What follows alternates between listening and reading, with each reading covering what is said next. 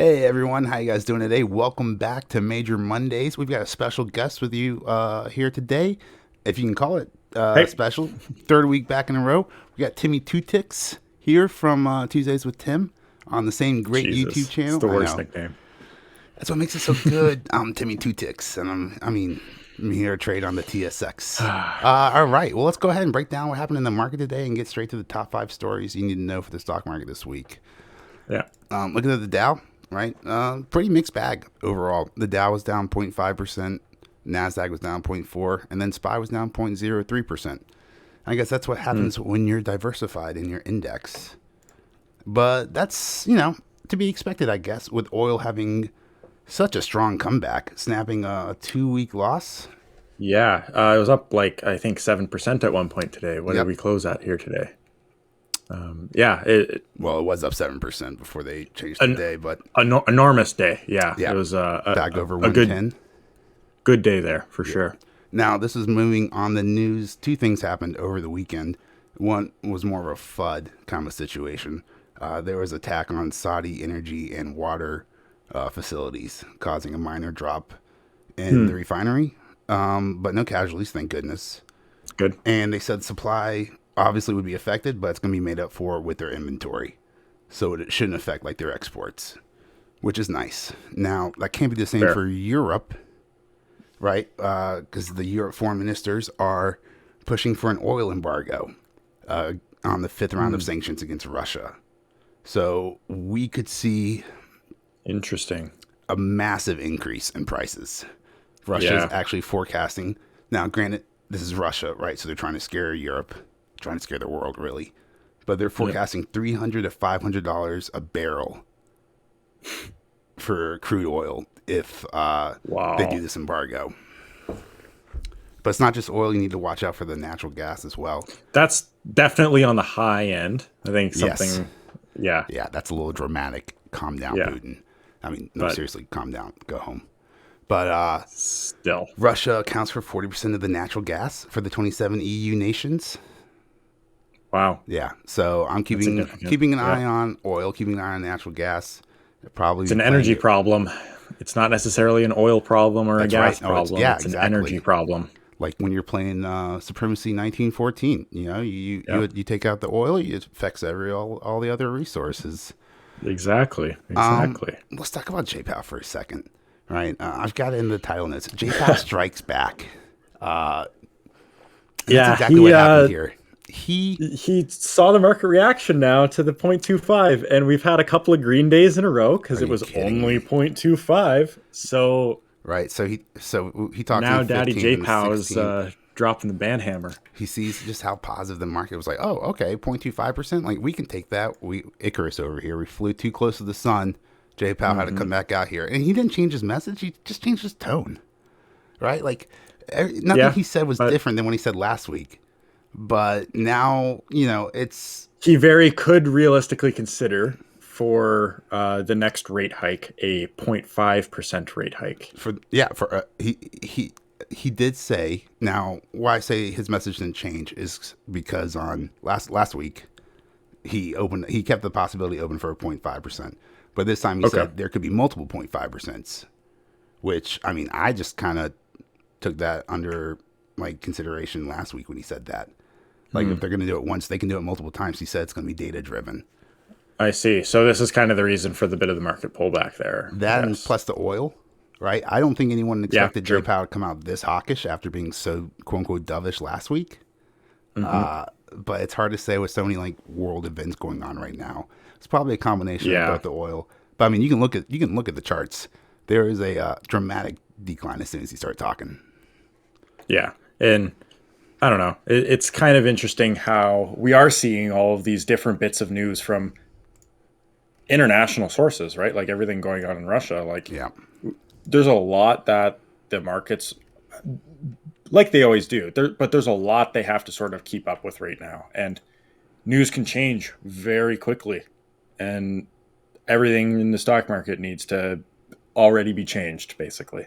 right. Look at this. Look at this Yeah. candle on the U.S. 10-year Treasury. When from just this is like when he started talking at 12:30. Dang. So we see, go from People 2.2 snapped right to bonds. to 2.3. Money is smart. Money moves quickly. Money moves very quickly, and I don't blame them. But enough about the Fed. Let's talk about another major institution, the SEC. The SEC dropped some real interesting proposals today for a rule change to enhance and standardize climate-related disclosures for investors. Now, I'm not going to read the whole thing out to you guys. It's pretty interesting. It's pretty lengthy. We discussed it before. We tried it. Yeah. I fell asleep mid-sentence, so we decided not to do that. But I'll give you a quote here from Gary Gensler, the SEC chair. He says, today, investors representing literally tens of trillions of dollars support climate-related disclosures because they recognize the climate risk can propose significant financial risks to companies, and investors need reliable information about climate risk to make informed investment decisions. And I think he nailed it. Yeah. Right? Yeah. Like, that's a big deal. It is a big deal. And like now we're going to get into a spot where not only do companies have to report what their climate risks are, but they also have to report how they are mitigating their climate risks. Right. And how much you sort of like mitigate can impact your total carbon impact.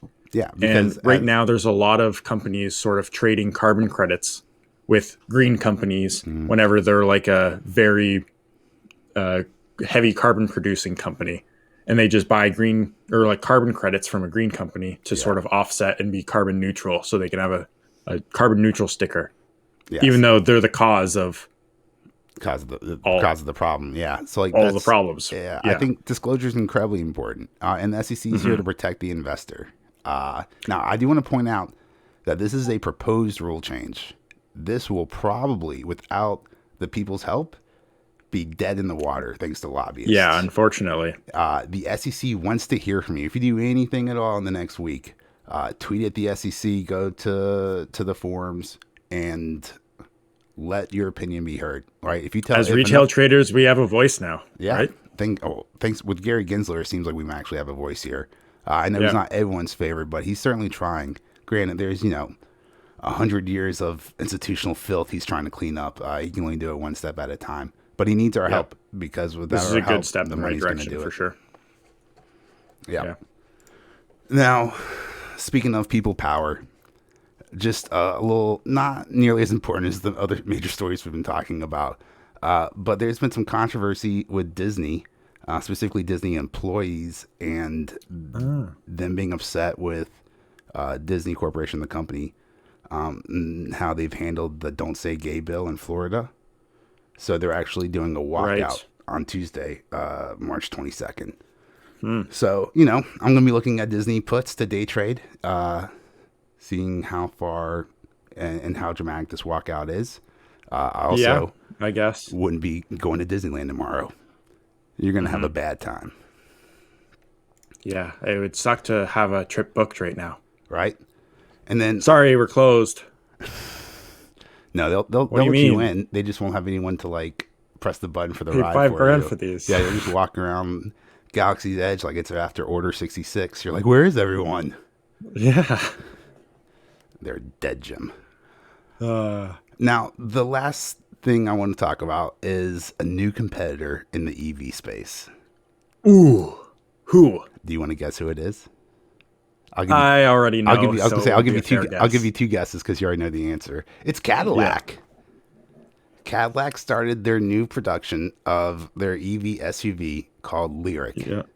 Yeah. And now, how do you spell that, Major? Lyriq. Whenever I tried googling it right away. Yeah, Lyriq. The Lyriq, the Cadillac Lyriq. Very unique spelling. Very unique looking car, and by unique I mean the Cybertruck. It's like, if you like the Cybertruck, but you want like a little bit more class and pizzazz, this Cadillac Lyriq might be like right up your case. Yeah. And then it does look pretty fancy though. Yeah, I'll give them that. I'll wait for more. I'll wait to see the car. And then a fun little bonus story. Just wanted to highlight BBIG, one of my favorite tickers I've been talking about for just this time last year, I think. Man, that spinoff is taking way too damn long. But they dropped down to the $2 range on the 14th. So I blasted a little message in the Discord, let them know I was picking up $3 December calls and it jumped up to $3 today. Pretty nice. Saw a couple secure some profit, but still planning on letting it ride out. Hopefully, we'll see a lot better price action. All right, maybe we can get back to this $9 range. That would be fantastic. Cool. Yeah, that would. Interesting. Tim, any other major stories you need to know about today? Not really. I'm just kind of holding out on my positions and finding some new things to dabble into, but still into EPAM systems. Nice. I may want to look at reconsidering that kind of with the direction the whole Russia-Ukraine has sort of taken, but we'll see. Mullen's still doing well. I've sold out of my a portion of my position now, and I'm keeping a free position. So I always like doing that. It's the best. Getting rid of that cost basis, just letting those free shares ride, especially in a company like Mullen, which is more like a lotto. Yeah. Not too sure about the longevity of this one, but it's traded up at $10 before. It's making money now. It's traded all the way up to like 19 or $20. So yeah, definitely keep a couple shares and an eye on it. Guys, thank you so much for stopping by today for Major Mondays. Check back with us next week. If you really enjoyed this, please give us a like, subscribe. It really helps out the almighty algorithm. And Tim will be back tomorrow for Tuesdays with Tim, so we can go over some more of his fantastic trade and see what else is going on in his portfolio. Thanks so much for listening, guys. If you want to be a part of the conversation, then you can find a link to our Discord, our free Discord, down in the description below, as well as our Twitter handle, so you can tweet at us. Let us know how you're doing in the market. Good luck with everyone. Fill up those gas tanks real fast because oil's going back up.